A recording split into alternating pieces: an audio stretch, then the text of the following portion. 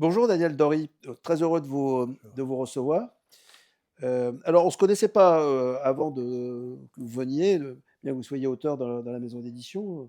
Et pour moi, vous étiez donc un universitaire, maître de conférence HDR de l'université de La Rochelle. Donc vous étiez un académique. Et puis en discutant avec vous, j'ai découvert beaucoup d'autres facettes de votre parcours parce que vous n'avez pas seulement étudié le terrorisme, mais vous avez été un praticien de la lutte contre le terrorisme, puisque j'ai appris que vous étiez bolivien, que vous étiez le fils d'un opposant politique qui avait fui d'abord en Argentine, et puis qu'ensuite vous aviez été élevé en partie en Belgique, donc que vous aviez également la nationalité belge, et vous avez été vice-ministre à un moment donné, puisque vous êtes revenu en Bolivie, et à un moment donné où le Sentier Lumineux, donc un mouvement terroriste d'origine péruvienne, tentait de s'installer. Alors vous allez nous en parler dans un instant. Alors pour terminer votre présentation, vous avez écrit plusieurs livres chez nous, donc au moins trois.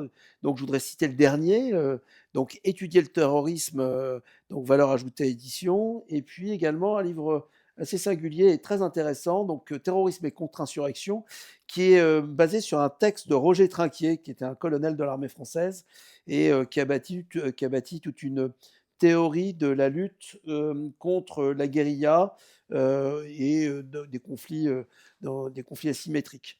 On y reviendra tout à l'heure. Alors, pour commencer, j'ai envie de vous demander de nous raconter un peu votre parcours, parce que votre parcours est assez intéressant, et en particulier votre expérience avec le Sentier Lumineux, enfin, ou contre plutôt le Sentier Lumineux.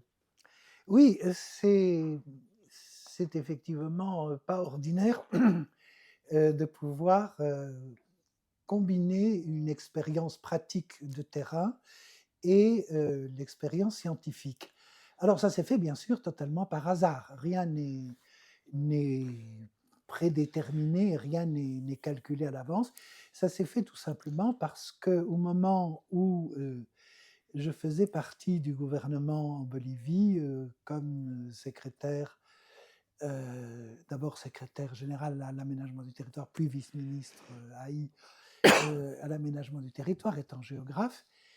On a eu des pénétrations du Sentier Lumineux, qui est donc une organisation pratiquant notamment le terrorisme d'origine péruvienne, qui était déjà très, très amoindrie au Pérou, mais qui venait un petit peu essayer de s'implanter en Bolivie et commençait à essayer de recruter, à intimider, dont avec des techniques tout à fait violentes, des chefs de communautés de l'altiplano près du lac Titicaca. Donc, dans ce cadre-là, j'ai été sollicité par la plus haute autorité, à savoir le président, pour faire quelque chose qui relevait initialement des relations publiques.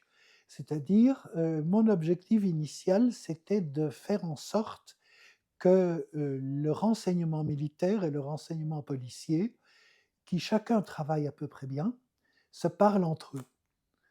Et pas plus en Bolivie qu'ailleurs, il est très difficile que les différents services de renseignement communiquent et échangent des informations.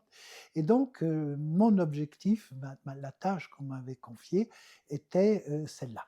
Et donc, peu à peu, vu la nature de la menace à laquelle on était confronté, j'ai été amené à m'intéresser au terrorisme. Et puis après, j'ai oublié le sujet quand je suis sorti du gouvernement en 2000. Et je suis revenu en France parce qu'entre-temps, j'ai été recruté comme maître de conférence des universités avant cela, hein, dans les années 90. Donc j'étais en disponibilité pendant tout ce moment-là.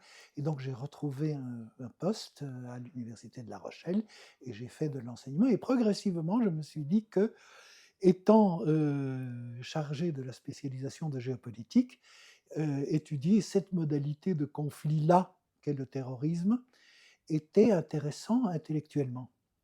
Et alors c'est par curiosité, avant de parler de vos différents livres qui sont tout à fait passionnants, et puis d'être un peu plus, d'aller dans les concepts. Comment ça s'est passé? Parce que vous étiez à l'aménagement du territoire et donc, comment êtes-vous arrivé, à traiter cette question, du terrorisme du Sentier lumineux? Et est-ce que, la Bolivie a réussi à repousser le Sentier lumineux? Ah oui, on a eu des la Bolivie a repoussé le Che Guevara d'abord et a repoussé le Sentier lumineux, menaces de tailles différentes. Alors oui, ça s'est passé de façon, intéressante. Pourquoi, moi? Alors moi, à la fois parce que dans mon parti, qui était le parti du président Banzer et pa j'avais une formation de criminologie aussi. Donc ça avait, mis la puce à l'oreille, du président. Mais il y avait une autre raison, c'est que dès que je suis rentré en fonction, c'est-à-dire en 97, j'ai fait une convention avec l'armée pour que l'on fasse une analyse détaillée des municipalités de frontières. C'était un sujet que l'on avait peu traité. Or, la Bolivie, c'est 2 fois la France, hein, en superficie. Et on a des frontières, en Amazonie, dans les Andes, dans le Tchad, enfin on a des milliers de kilomètres de frontières et il était intéressant de, regarder comment les municipalités, heu, sont soumises au phénomène de frontières par la contrebande, par les différents trafics, puisque chaque fois que la monnaie bolivienne se survalue ou dévalue, les trafics vont dans un sens ou dans l'autre. Quand on a des raretés de produits en Argentine, la Bolivie devient un marché accueillant, etc. Donc il y a un objet là-dessus. Et donc j'ai travaillé avec des militaires sur la question des municipalités de frontières. Or, comme le Sentier lumineux venait dans des municipalités de frontières autour du lac Titicaca, qui est la zone dans laquelle on les a attrapés, ça avait un sens. On travaillait sur un terrain qui était balisé. En plus, antérieurement, avec la coopération française, avant de rentrer au gouvernement, je travaillais à la préfecture de Cochabamba, qui est le département central de la Bolivie, où il y a une région qui s'appelle le Chapare, où on produit la coca et la cocaïne. Et c'était le moment où Evo Morales était en train de prendre son essor syndical. Et donc, on avait fait une recherche qui a été publiée dans une revue française de l'IRD. À l'époque, c'était l'Orstom, maintenant c'est devenu l'Institut de recherche pour le développement, c'est-à-dire la coopération française, avec un collègue qui s'appelle Jean-Claude Roux, euh, sur les, les relations internes et internationales du marché de la coca et de la cocaïne. Or, le Sentier lumineux venait pour ça. Donc on avait plusieurs éléments pour justifier le fait que l'on ait fait appel à moi. Et comment vous avez fait pour les éradiquer? Parce qu'en fait, j'imagine qu'ils vivaient sur les communautés locales ou? Ils essayaient et ils n'étaient pas encore bien implantés. On est intervenu entre le moment où ils commençaient à s'implanter et le moment où ils commençaient à recruter. C'était des paysans ou plutôt des C'était des urbains? instituteurs, c'était des avoués de notaire, c'était une assistante de dentiste. C'était un personnel bizarre qui se basait sur place, ça c'était pour les gens qui venaient, qui se basait sur place sur un réseau de religieuses espagnoles contaminées par la théologie de la libération qui leur servait de foyer pour cacher les armes. Il ne faisait pas d'attentats, hein, mais il les cachait, il les Et nourrissait. étaient-ils violents? Les religieuses, non, mais les senderistas étaient assez violents dans la mesure où ils commençaient à cibler exactement ce qu'ils avaient fait à Ayacucho, la région andine péruvienne. Ils commençaient à cibler les autorités puisque l'idée était de remplacer les autorités indigènes locales par des autorités senderistas. Et donc, ils essayaient de cibler les instituteurs, ils essayaient de cibler les chefs traditionnels, les maires, les administrateurs, Et quand vous dites cibler, c'est les tuer ou? les intimider. D'accord. Les intimider, c'est-à-dire leur expliquer qu'ils avaient intérêt pour la bonne santé de leur famille de ne pas dénoncer ce qui était en train de se passer. Et pourquoi les qualifiez-vous de terroristes? Alors justement, on va aller sur sur la question des définitions. C'est, oui, pourquoi les qualifiez-vous de terroristes? Et puis, si vous pouviez me donner une définition du terrorisme, c'est parce qu'il y en a beaucoup en fait de définitions du terrorisme. Absolument. Alors, le Sentier lumineux, beh, je ne l'ai justement pas, classifié de terrorisme parce que lorsqu'ils étaient, là, dans leur phase initiale d'implantation, ils ne faisaient pas d'actes terroristes. Ils faisaient simplement de l'entrisme, du contrôle du terrain, de l'intimidation, mais sans avoir des actes. Ce qui nous renvoie d'ailleurs très très exactement à la définition du terrorisme. Or, l'un des points importants à savoir, c'est que sur la recherche, concernant le terrorisme, on a beaucoup progressé au cours des dernières années et pour définir le terrorisme, il faut partir de 3 pôles ou de 3 strates. C'est-à-dire que quand on parle du terrorisme, on parle de 3 choses en même temps. Et il faut faire extrêmement attention de ne pas se faire piéger. C'est pourquoi dans Étudier le terrorisme, je consacre un chapitre entier à expliquer ça. C'est-à-dire, il y a une strate qui est la strate polémique, c'est-à-dire que le terroriste, c'est fondamentalement l'ennemi absolu, abject, c'est celui qui n'a aucune motivation ni raisonnable ni morale et qui doit être exterminé de toute urgence. C'est schématiquement la version que les Israéliens ont diffusée depuis Benjamin Netanyahou dans les années 80, ça date d'il y a longtemps. C'est-à-dire la version polémique qui est un interrupteur de pensée. C'est-à-dire dès le moment où on considère que quelqu'un est tellement abject, ce n'est plus la peine de faire autre chose que de l'exterminer. On ne comprend rien, puisque c'est un interrupteur conceptuel, on ne comprend rien, mais l'on agit de manière pavlovienne et on essaye de les éliminer. À côté de la strate polémique, il y a la strate juridique, parce qu'il faut quand même que le terrorisme produisant des actes qui sont répréhensibles, il faut pouvoir les qualifier et il faut pouvoir arrêter et poursuivre si on considère qu'il ne faut pas les exterminer tout de suite en leur envoyant un missile sur le crâne. Mais si on procède par le chemin police-justice, il faut avoir une strate juridique qui nous définisse ce qu'est un acte terroriste. Et là, les choses se gâtent, puisque au niveau du droit positif de chaque pays, pratiquement chaque pays a une qualification d'acte terroriste qui aggrave les peines pour des actes de violence, par exemple. Hein, si on est dans un cadre terroriste, ce que l'on fait est plus lourdement sanctionné.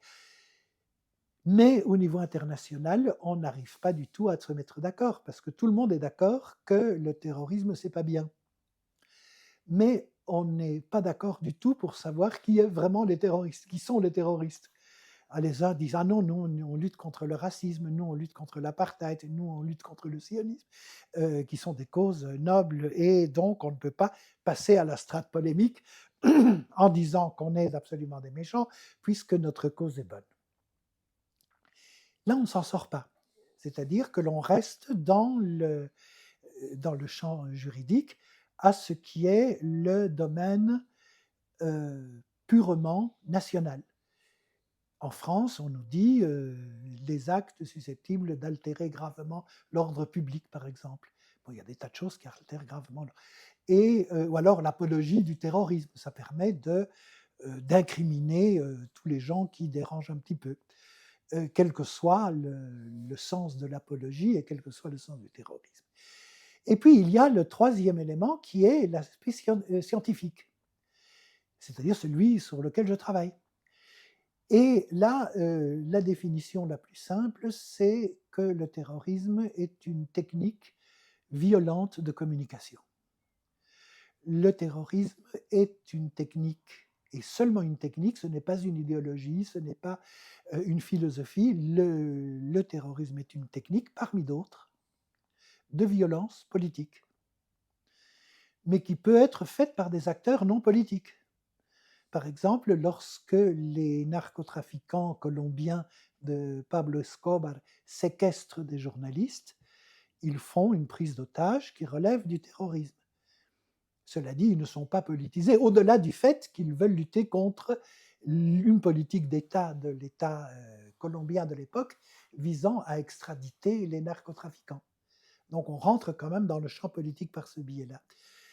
Le terrorisme est donc un outil, est une technique qui vise à communiquer des messages, ça se gâte là aussi parce que le message de l'acte terroriste n'est jamais univoque.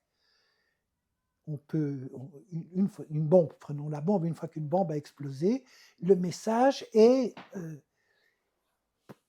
destiné à plusieurs niveaux de compréhension. Ça peut être un gouvernement, ça peut être en même temps la mouvance, le groupe qui les soutient, ça peut être les ennemis, ça peut être une puissance étrangère, etc.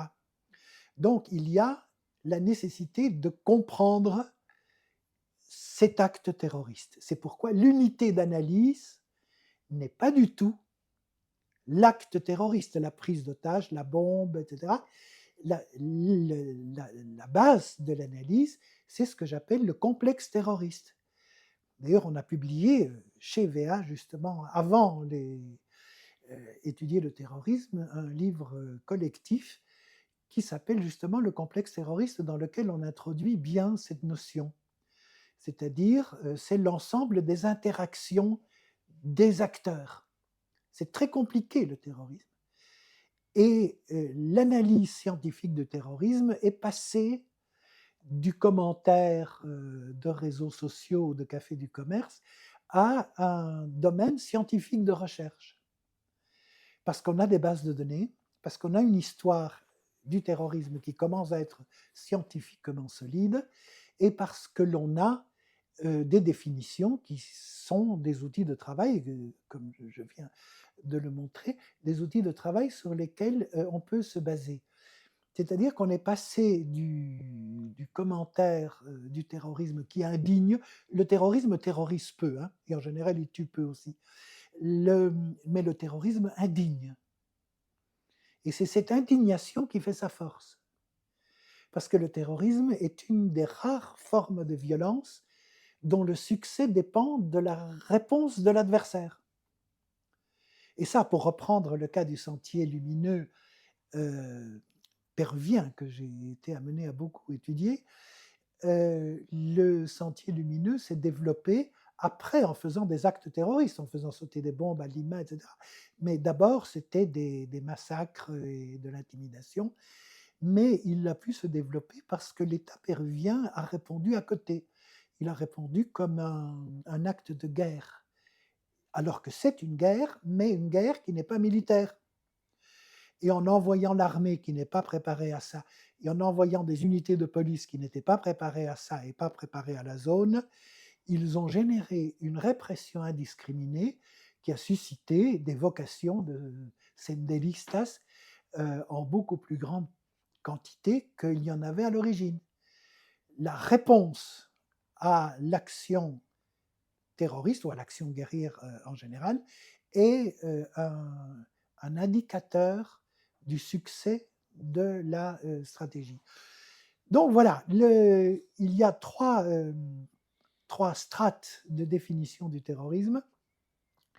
Et pour être tout à fait, pas tout à fait complet, mais au moins pour être un petit peu complet, on peut signaler que le terrorisme est à distinguer de l'assassinat politique et est à distinguer de la guérilla. Et ça, on y arrive en regardant les victimes. La victime d'un assassinat politique, c'est une personne, un individu irremplaçable. Ça peut être un président, un ministre, un chef de bande, un mafieux important.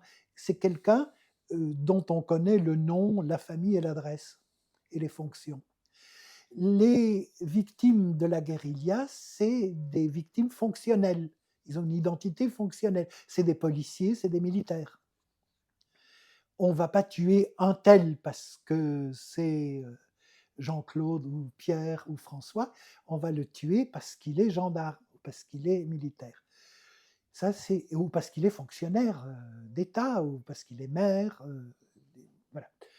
Et puis, il y a la troisième catégorie qui est celle du terrorisme, où il y a ce que j'appelle l'identité vectorielle.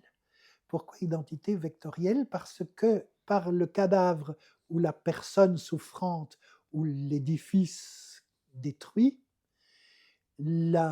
cette victime physique, mais généralement humaine, cette victime est un vecteur du message. C'est-à-dire que le corps meurtri, souffrant et tué ou blessé de la personne ou des personnes victimes de l'attentat sont le vecteur du message.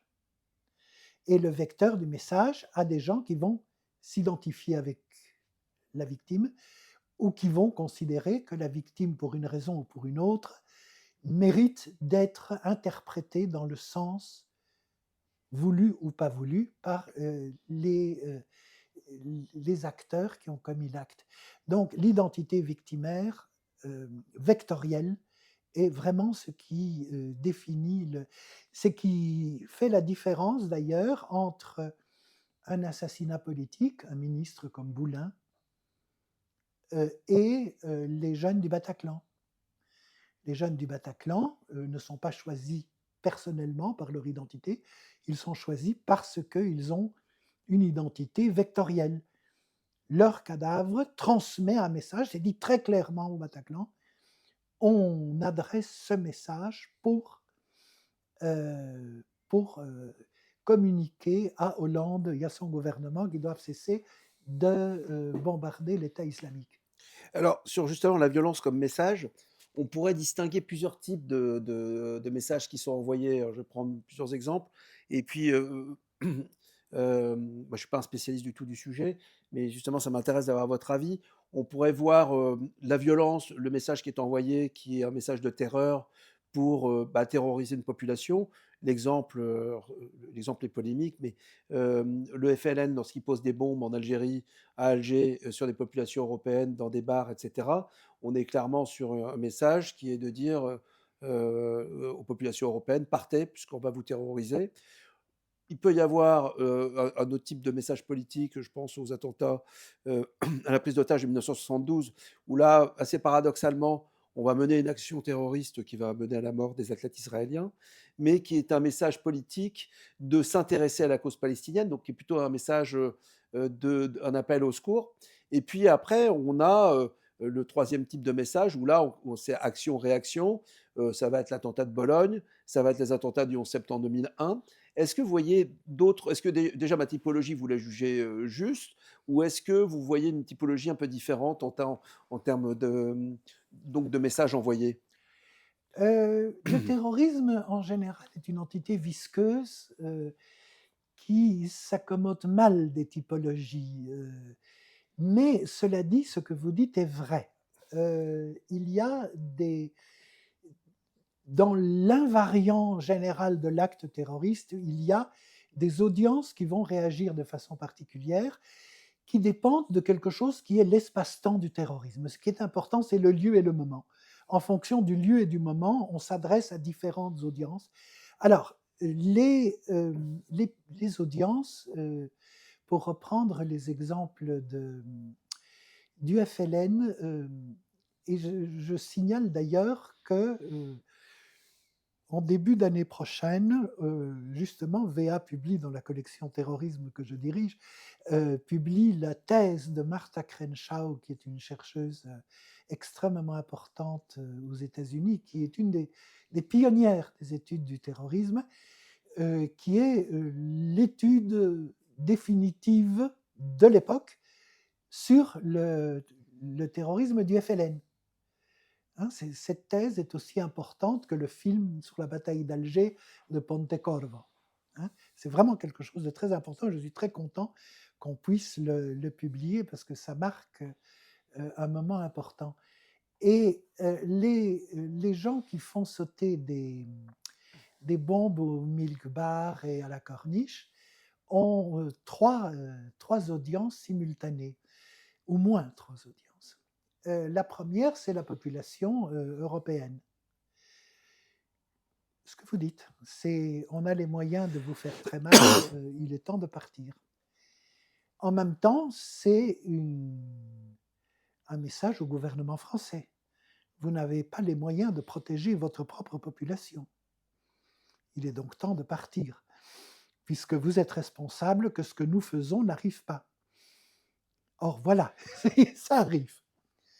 Et puis un message à l'audience internationale disant la France est illégitimement en train de mener une guerre, sans les moyens d'ailleurs de protéger sa propre population et sans les moyens de faire en sorte que nous soyons défaits.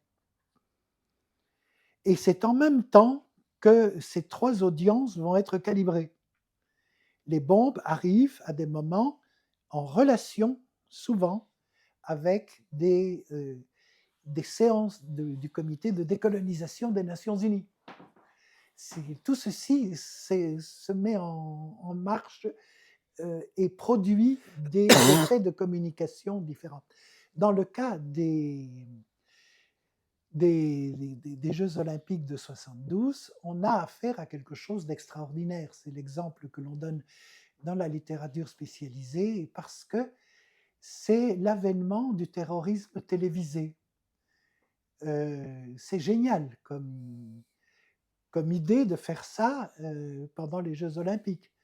Tout le monde regarde, les télévisions du monde entier sont là, il suffit qu'ils branchent leur caméra sur un autre angle que le nageur, le sauteur, et ils ont en direct Alors, la communication est simple, il y a une neutralité du côté allemand, sauf que participent des Allemands, des révolutionnaires Zell, des cellules révolutionnaires. C'est l'époque où on commence à attraper les gens de la bande à Bader. C'est un moment important de la politique allemande. Mais fondamentalement, on est dans un cadre où il s'agit de dire au monde, les Palestiniens existent, et après la défaite de 67, et la catastrophe de 70, Septembre Noir, en Jordanie, il ne faut pas oublier le combat des Palestiniens. Et puis, le 11 septembre, c'est, suivant les versions, parce qu'on a plusieurs versions du 11 septembre, dont celle de la commission à laquelle on a du mal parfois à se référer quand on est chercheur, on a affaire à un lieu extrêmement emblématique, symbolique par excellence du pouvoir nord-américain, qui va mettre en lumière, d'une part, la fragilité des États-Unis, et un autre réflexe qui est tout à fait stupéfiant au niveau du reste de la planète. Peut-être pas l'Europe, mais les États-Unis, c'est clair, c'est de se dire, mais pourquoi est-ce qu'ils ne nous aiment pas? Bien sûr, quand on entend, vu de Bolivie, vu de Jordanie, vu de n'importe où, quand on voit un haut dirigeant américain ou israélien s'interroger pourquoi est-ce qu'on ne nous aime pas, la réaction spontanée est un énorme éclat de rire. Mais en fait, vraiment, eux se posent la question de savoir pourquoi, alors qu'on est gentil, noble et qu'on appartient au camp du bien, du juste et du beau, pourquoi on ne nous aime pas. Et là, ça permettait de montrer que la guerre asymétrique a une réalité et que l'on peut instantanément faire un événement planétaire, tout en sachant que le terrorisme n'a pas changé le 11 septembre. Les invariants sont restés absolument les mêmes. Il n'y a pas eu d'autres attaques aussi meurtrières. En général, le terrorisme tue peu. Tu peux, on arrive exceptionnellement à 100, 200 morts. 500, rarissime. Et encore, ça se fait en Somalie. Enfin, bon. Mais l'attaque terroriste, en général, c'est 1, 2, 3, 10 morts à tout casser maximum. C'est toujours 10 morts de trop, hein, mais quand on arrive à 3000 morts, on dépasse évidemment, et ça, c'est ce qu'on appelle en langage technique un signe noir. C'est un événement improbable qui se produit rarissimement.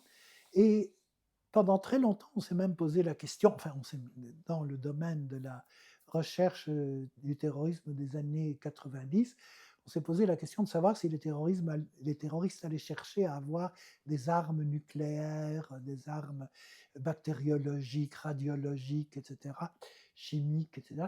Non. Mais on a dépensé des millions de dollars à faire de la recherche sur la base d'un événement, et d'un seul pratiquement, qui est la secte japonaise Aum Shinrikyo, qui va répandre du gaz sarin de mauvaise qualité dans le métro de Tokyo, faisant moins de 15 morts. Mais c'était la première fois qu'on avait du gaz sarin.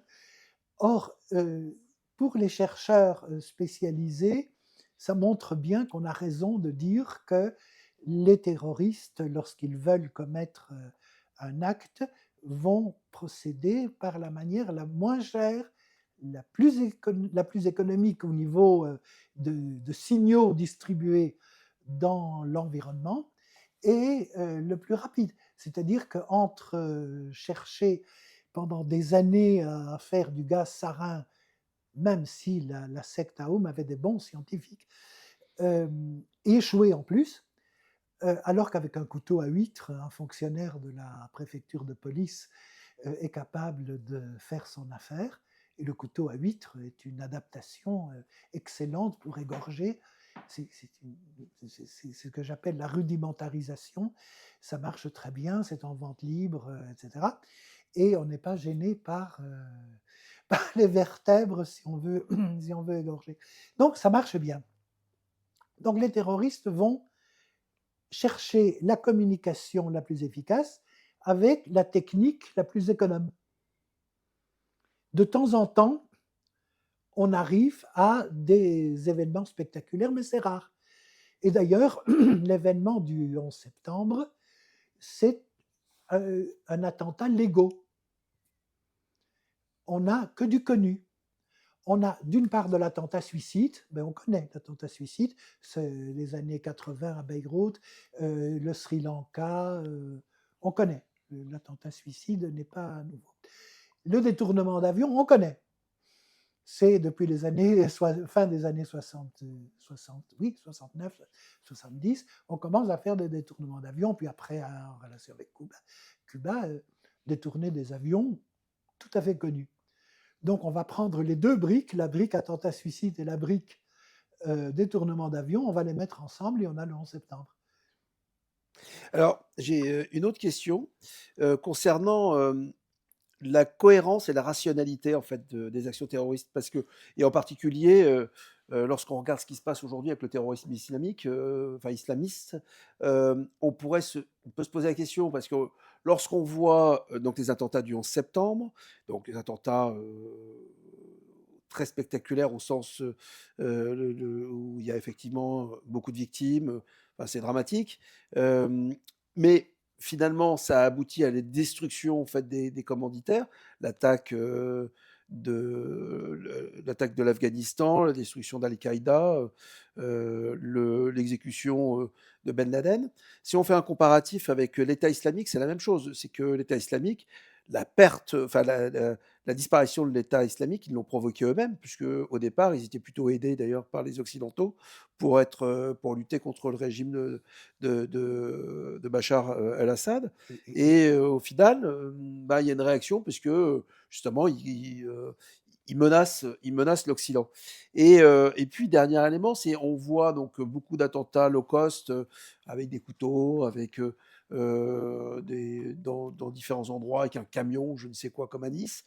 Euh, quelle est la cohérence en fait de des islamistes? Parce qu'on a l'impression que le message, on a du mal à l'interpréter lorsqu'on est, un occidental, qui, est justement assez cartésien. On comprend pas très bien ce qui est recherché. Mmh. Alors il y a plusieurs éléments dans la question. Il y a d'abord le fait de qu'est-ce que l'on obtient quand on lutte contre Al-Qaïda ou contre l'État islamique? Lutte, je le mets entre guillemets parce que euh, on- Al-Qaïda est un instrument qui a été conçu par une partie des services occidentaux et qui a été maintenu pendant longtemps, jusqu'à maintenant, avec le régime syrien actuel, qui est une émanation d'Al-Qaïda quand même. Euh, mais la technique habituelle des États-Unis et des Occidentaux consiste à taper sur un pot de yaourt avec un marteau. Alors c'est très bien, on a détruit le pot de yaourt. On est content donc. Le problème, c'est qu'on a du yaourt partout. Et la logique du djihadisme, indépendamment du terrorisme, le terrorisme est une technique à la disposition d'une mouvance planétaire compliquée. Enfin, planétaire, pas tout à fait, puisque ça ne concerne pas l'Amérique latine, mais d'un phénomène transcontinental qui n'a pas forcément de relation avec une étiquette donnée. Il ne faut pas considérer les djihadistes comme des ensembles de régiments prussiens dont chacun est affecté à son ordre de bataille. C'est des groupes visqueux qui passent des uns aux autres. Il y a un djihadisme pour la bonne raison que les réponses que donne l'islam aux conditions de la vie dans plusieurs pays et peuvent apparaître comme plus satisfaisantes que les réponses que donne la version entre guillemets occidentale. Quand on a des observateurs extérieurs de classe moyenne supérieure dans les pays musulmans, mais pas seulement dans les pays musulmans, qui regardent ce que devient par exemple l'Europe, ça ne leur fait pas du tout envie. Mais s'ils peuvent se raccrocher à le socle islamique, ils le feront. Pas nécessairement. Avant, on se raccrochait au socle marxiste, par exemple. Alors, le passage entre les attaques, pourquoi est-ce que l'on fait des attaques d'abord? On fait des attaques tant que l'on communique. Mais il faut se méfier énormément du terrorisme. Parce que le terrorisme est dangereux, non seulement parce qu'il tue éventuellement, même si je répète, il tue peu, mais le terrorisme a un effet de sidération. C'est-à-dire que l'attentat, par son côté sanglant, par son côté spectaculaire, par son côté indignant, a tendance à nous faire oublier le contexte et le cadre du champ de bataille. Ce qui est important, ce n'est pas tellement l'attentat. Ce qui est important, c'est la logique de changement civilisationnel, dans le cas européen, dans lequel les attentats ont lieu. Les gens ne sont pas nos ennemis parce qu'ils utilisent le terrorisme. Ils utilisent le terrorisme parce qu'ils sont nos ennemis. Et s'ils sont nos ennemis, ça dépasse le terrorisme. Et ceci est extrêmement important et on l'oublie souvent.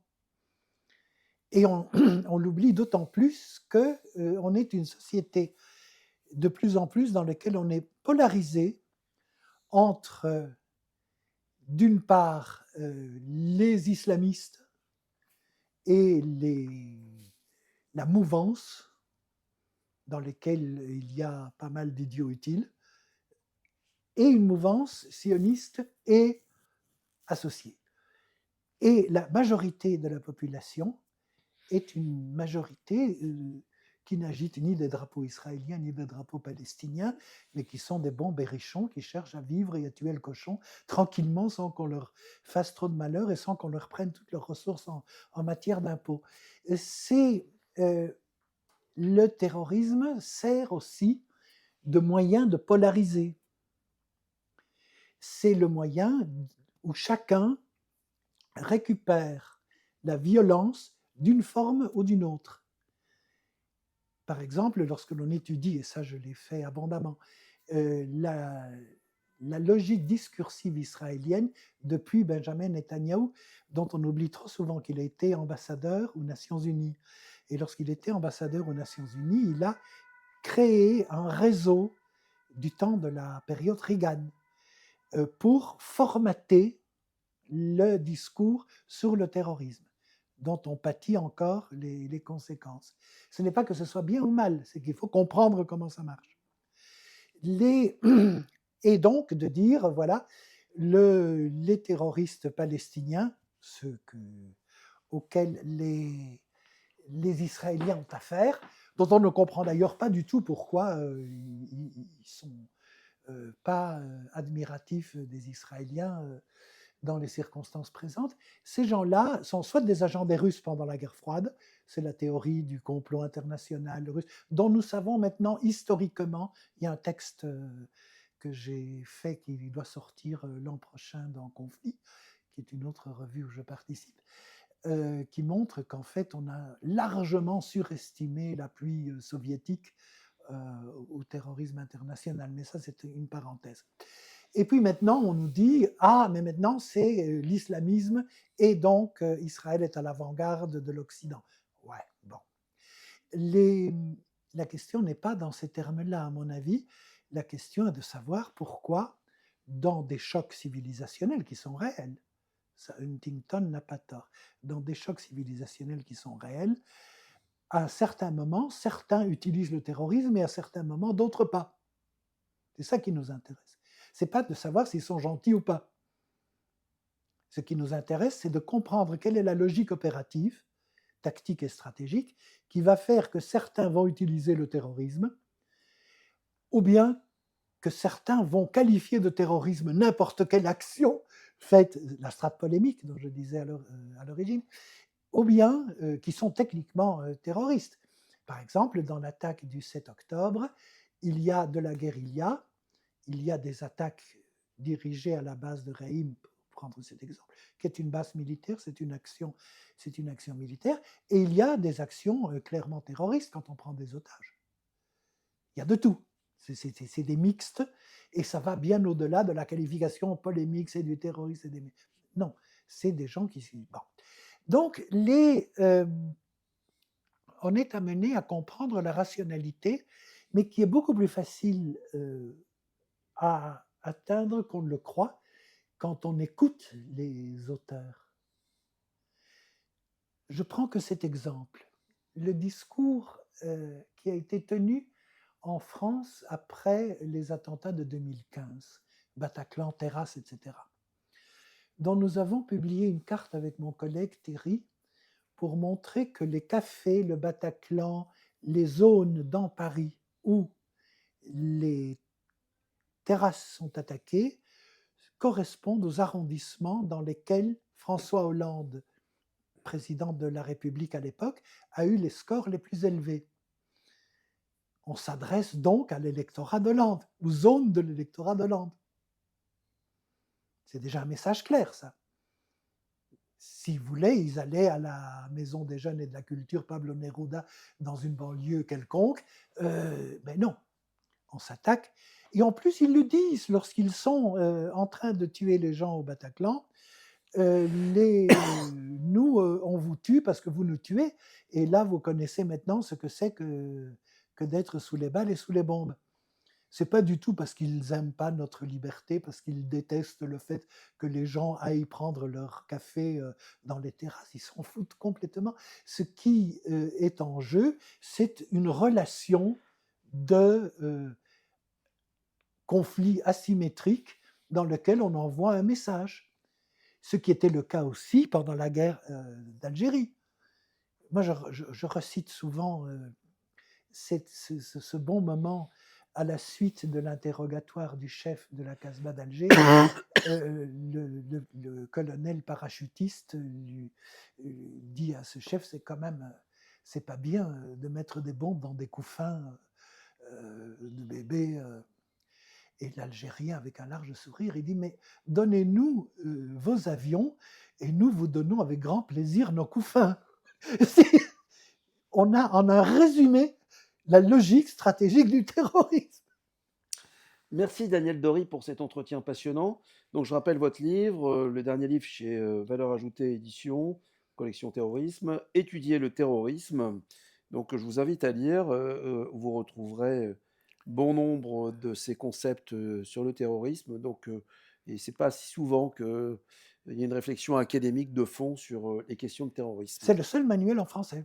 C'est le manuel, voilà. Donc vous avez tout dit.